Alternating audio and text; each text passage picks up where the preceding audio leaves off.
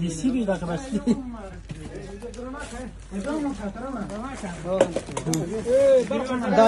دی. دا خو تقسمه. دا $1 دی.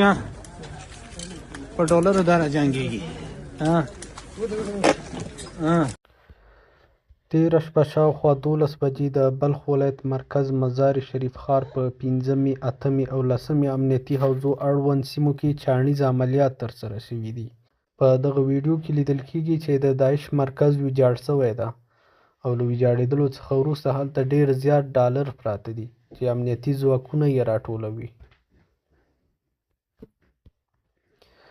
د بلخ ولایت امنیه قومندان ویان محمد اسف وزیري ویلي د دغه عملیاتو پر مهال یې 3 پټنځایونه له منځه وړي دي.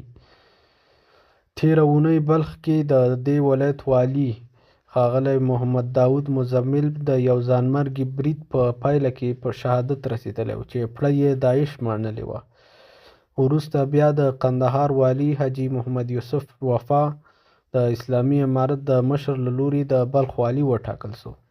د دغه عملیاتو پر مهال خطې هم رامنځته شوي چې په ترڅ کې یې د اسلامي امارت ځینې ځواکونو ته هم مرګ ژوبله اوښتې ده. ښاغلي وزیري وایي دغه کسان هغه مهال ووژل شو چې کله یې وسلوال مخالفت وکړ. دوی وایي په دغه عملیاتو کې د طالبانو د یو تن سرتیری هم ټپي شوی ده. په یادو عملیاتو کې یو شمېر وسلې او مهمات د نیول کېدو خبر هم ورکول شوی ده.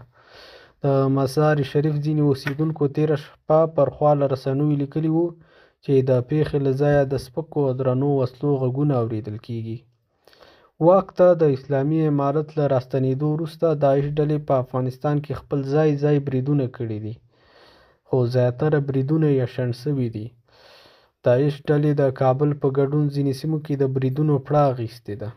دغه ویډیو چې په دغه مراکزو د عملیاتو څخه وروسته خپره شوې ده ښکاري چې دلته په مراکزو کې پراته ډالر ډېر زیات دي.